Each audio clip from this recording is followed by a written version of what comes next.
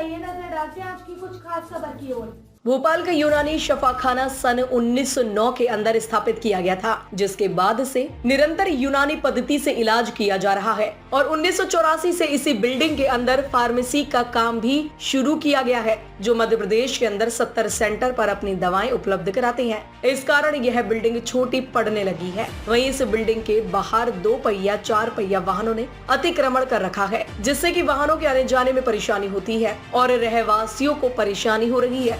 विशेष तौर से फार्मेसी की दवाइयां और रॉ मटेरियल के लोडिंग अनलोडिंग में भी काफी दिक्कत होती है। मजबूर होकर रात के 11 बजे के बाद औषधियों की ट्रकों से आवाजाही करना पड़ती है। वहीं दिन में यूनानी फार्मेसी का काम भी प्रभावित हो रहा है। शासकीय यूनानी फार्मेसी भोपाल में स्थित मध्य प्रदेश की एकमात्र फार्मेसी है। इस सेंटर से कोरोना के दौरान लोगों के लिए निःशुल्क उपलब्ध कराया गया था। कोरोना काल में यहाँ का जो शानदार बहुत लाभदायक साबित हुआ था। भोपाल में आयुष विभाग के जहाँ जहाँ कैंपस तथा मेले लगते हैं, वहाँ यूनानी काढ़ा जो शानदार पीने के लिए हजारों लोगों की भीड़ जमा हो जाती है, जिसका उदाहरण अभी नवंबर माह में आयोजित होने वाले आलमी तबगीली इज्तिमा तथा 25 दिसंबर को आयुष मेले में देखने को मिला है। वहीं अशोका गार्डन में भी निःशुल्क कैंप लगाया गया था, जहां हजारों की तादाद में रोगियों ने इसका फायदा उठाया। इस कार्य से सर्दी, खांसी, नजला, जुकाम और इम्यूनिटी बढ़ाने में लाभदायक होता है। इसके पूर्व विगत वर्ष में कोरोना का हाल में यूनानी फार्मेसी भोपाल में निर्मित यूनानी काढ़ा जो शानदार घर घर बांटा गया था, जिससे भोपाल एवं अन्य शहरों में इस कार्य का लाभ हजारों लोगों ने उठाया था, जिसकी मांग आज तक बरकरार है। आज भी लोग कोरोना में बने इस काढ़े को याद करते हैं एवं मारवाड़ी और इब्राहिमपुरा भोपाल में स्थित फार्मेसी से संबंध यूनानी शफाखाना में लोग मांगने आते हैं, परंतु मध्य प्रदेश की एकमात्र फार्मेसी की हालत दयनीय है। फार्मेसी में जगह भी कम पड़ने लगी है। यदि फार्मेसी को किसी अन्य स्थान पर जो कि बड़ी जगह पर शिफ्ट किया जाता है तो इसका लाभ और बढ़ सकता है। अभी सुल्तानिया हॉस्पिटल को हमीदिया हॉस्पिटल की नई बिल्डिंग में शिफ्ट किया गया है। यदि यूनानी फार्मेसी को सुल्तानिया की बिल्डिंग में शिफ्ट किया जाता है तो जन समुदाय को इसका ज्यादा से ज्यादा लाभ मिल सकेगा। सुल्तानिया जनाना हॉस्पिटल की बिल्डिंग का प्रस्ताव आयुष विभाग को शिफाखाने के अधीक्षक मोहम्मद आजम खान द्वारा भेजा गया है। वहीं अब तक एक्सप्रेस के मांग पर भी वह 12 दफ्तर जवाहर चौक की बिल्डिंग का प्रस्ताव भी विभाग को भेजेंगे। अशरफ अली की विशेष रिपोर्ट।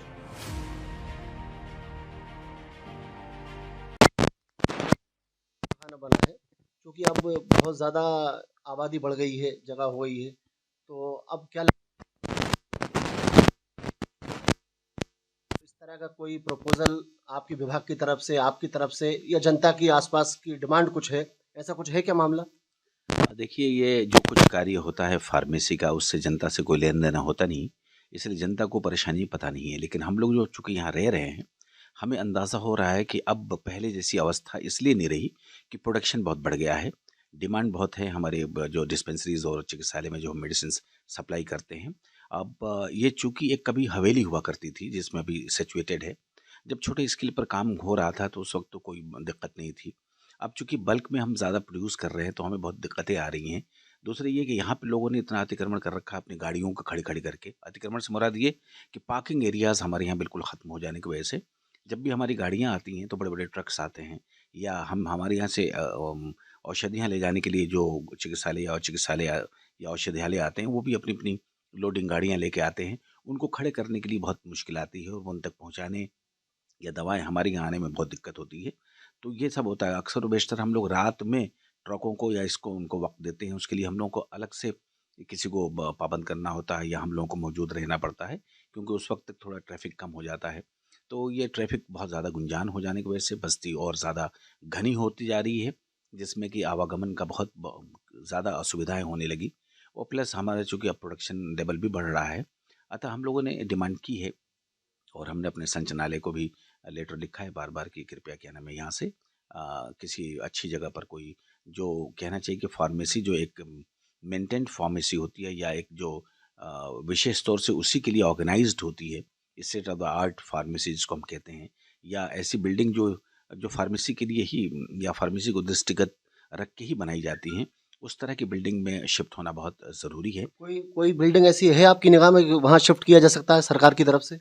ये बिल्कुल बहुत अच्छा सवाल किया। हमारी भी डिमांड रहेगी दूसरे विभागों से भी कि यदि उनके पास इस तरह की इतनी जगह हो जहाँ पे हम अपनी फार्मेसी को शिफ्ट कर सकें। अभी 10:30 पे मुझे ये खबर मिली है कि ये सुल्तानिया हॉस्पिटल जो यहाँ पे काम करता था तलैया के पास में, वो शायद शिफ्ट हो रहा है उसमें हमीदिया हॉस्पिटल में। हो गया, शिफ्ट हो गया है। अगर शिफ्ट हो गया है तो मेरा ख्याल है वो अगर हमें जगह मिलती है तो बहुत अच्छा होगा, क्योंकि एक तो वो सड़क पर है, लिहाजा जो ट्रक से जो हमारे कच्चा माल वगैरह आता है वो बहुत आसानी से हमें उपलब्ध होने के वो रहेगी, सहूलत रहेगी, और वहाँ आवागमन भी बहुत अच्छा रहेगा।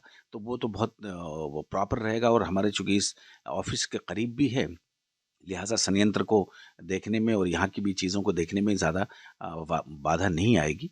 तो ये बहुत अच्छा है अगर यदि कहना में ज़नाना सुल्तानिया हॉस्पिटल मिल जाए और वो प्रीमिसेस हमें मिल जाए, या उस प्रीमिसेस का उतना हिस्सा हमें मिल जाए जिसमें हमारा काम सुचारू रूप से हो सके।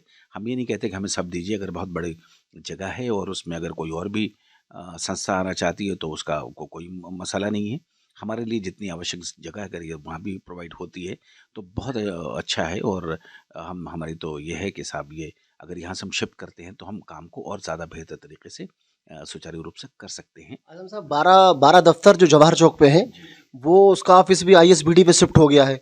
तो अगर वहाँ प्रपोजल आपकी तरफ से, विभाग की तरफ से पहुँचे तो वो जगह कैसी रहेगी, या उसका मालूमात करें थोड़ा आप। जी बिल्कुल, आपने ये बहुत अच्छी जानकारी दी। मैं 12 महल के बारे में जानकारी लेता हूँ। 12 दफ्तर। 12 दफ्तर, हाँ 12 दफ्तर आपने कहा, और वो जगह भी सुना कहीं शिफ्ट हो गई है, वहाँ के लोग, वहाँ के ऑफिस कहीं शिफ्ट हो गया, तो वो जगह अगर है तो वो बहुत प्रॉपर हो सकती है। वो उसके बारे में भी मैं अपने सीनियर्स को, अपने वरिष्ठ कार्यालय को इसकी सूचना दूंगा कि कृपया उसको अपने इसमें लेने का संज्ञान में और वो अधिग्रहण में लेने का प्रयास करें।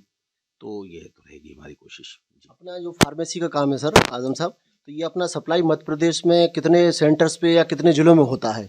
जी देखिए, अभी हमारे पास तकरीबन 70 ऐसे डॉक्टर्स हैं पूरे मध्य प्रदेश में जो यूनानी चिकित्सा से संबद्ध है। तो कुछ तो औषधालय हैं बाकायदा, और कुछ NRHM के भी डॉक्टर्स हैं।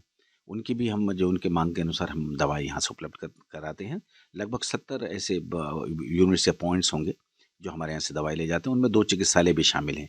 एक तो ये स्थानीय चिकित्सालय पंडित उद्धवदास स्मृति जो हमारा आयुर्वेद और यूनानी होम चिकित्सालय वो, और एक जो यहाँ का कॉलेज है ज़ियाउल हसन का जो संबद्ध जो कॉलेज का हॉस्पिटल है, ये हमारे 2 चिकित्सालय भी मौजूद है ये मध्य प्रदेश में, जिनको हम सप्लाई करते हैं, और तमाम डिस्पेंसरीज को भी हम सप्लाई करते हैं। और इतनी हम बना लेते हैं कि लोगों की आवश्यकताएं बहुत पूरी होती हैं, और हम और ज़्यादा बनाना चाहते हैं और बेहतर तरीके से बनाना चाहते हैं।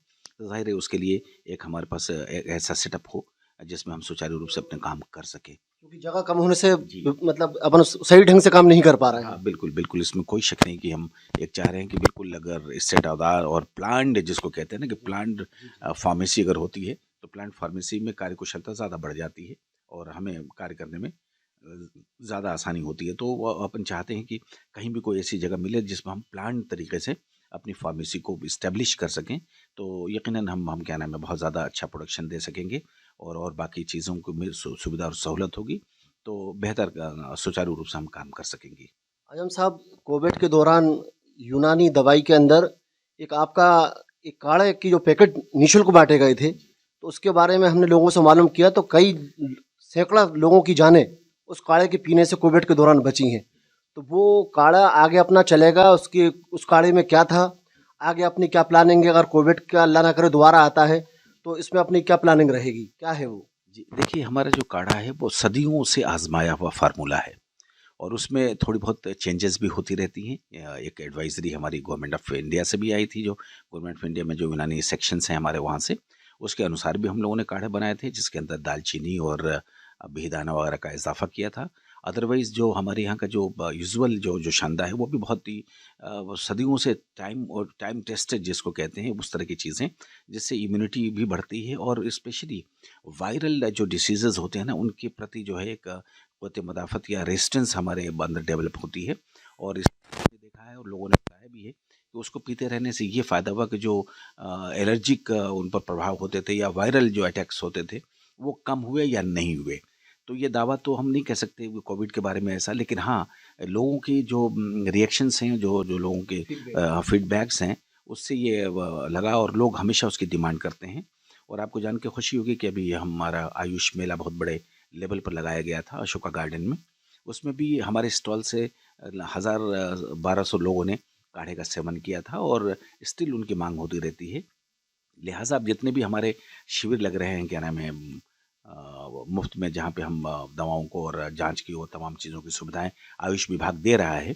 अभी वो 12 तारीख को उसमें क्या नाम है लगना है नारियल खेड़े में, तो नारियल खेड़े में भी हमारी ये सुविधा रहेगी कि हम वहाँ भी जोशांदा पिलाएंगे, क्योंकि लोगों को न सिर्फ ये कि वो जोशांदा पी के एक पॉजिटिविटी डेवलप होती है, बल्कि इम्यूनिटी भी अंदर डेवलप होती है और इससे बहुत लोगों को फ़ायदा होता है और बहुत लोकप्रिय होता जा रहा है वो। और हम चाहेंगे कि साहब एक हमारी पहचान भी बनी रहे और हम उसको जितना ज़्यादा अच्छा से अच्छा, बेहतर से बेहतर बना सकेंगे, वो फीडबैक के अनुसार हम उसको बनाते रहेंगे और लोगों को हम मुफ्त में सप्लाई करते रहेंगे। आजम साहब, ये जो काढ़ा है और जोशांदा, क्या भोपाल के अलावा आपने जो 70 केंद्र बताए हैं वहाँ पे भी जाता है? जी, उनको हम क्रूड फॉर्म में देते हैं, यानी उस फॉर्म में देते हैं जिसको उनको उबाल के अब उनको पिलाना है। हमारे पास भी वही दवाई है जो हम सबको देते हैं। बस ये है कि हम खुद उबाल के और लोगों को प्रोवाइड कर रहे हैं बाकायदा। वहाँ पे बाकी डिस्पेंसरीज़ में ये सिस्टम होता है कि डिस्पेंसरीज़ में उसके डोजेज़ बनाए जाते हैं और कागज़ में ये इसमें जिस तरह से दिया जा सकता है एक-एक डोजेज़ को, उसके हिसाब से उनको बाँध के दे दिया जाता है पुड़िया के तौर पर कि आप इतनी दवा यूँ उबालेंगे और यूँ करके यूँ पिएँगे। सारी विधि वही है। हम ये चूँकि हम यहाँ पे एक सेंटर है, हमारे पास कुछ सुविधाएँ हैं मौजूद, लिहाजा हम स्वयं उसको बुलवाते हैं और उसमें और कुछ दवाएँ मिला के और उसको जोशांदा बना के लोगों को प्रोवाइड करते हैं। अदरवाइज़ जितने भी सेंटर हैं सबके यहाँ ये हम लोग इसको दवाई बलगमी के नाम से भी जानते हैं और ये जोशांदा भी कहलाता है और काढ़ा भी कहलाता है। तो ये हमारा काढ़ा हर जगह पहुँचता है। आपके आस-पास भी जो भी लोग सुन रहे हों, अगर उनके आस-पास यूनानी सुविधा मौजूद हैं, वहाँ डिस्पेंसरीज़ मौजूद हैं या हॉस्पिटल मौजूद हैं, तो आप जाएँ, वहाँ पे आपको काढ़े की वो मिलेगा, आपको घर लाना है, उबालना है और पीना है। खबरों से जुड़े रहने के लिए हमारे चैनल को सब्सक्राइब करें और बेल आइकन को दबाना ना भूलें ताकि हर खबर की नोटिफिकेशन आपको मिलती रहे।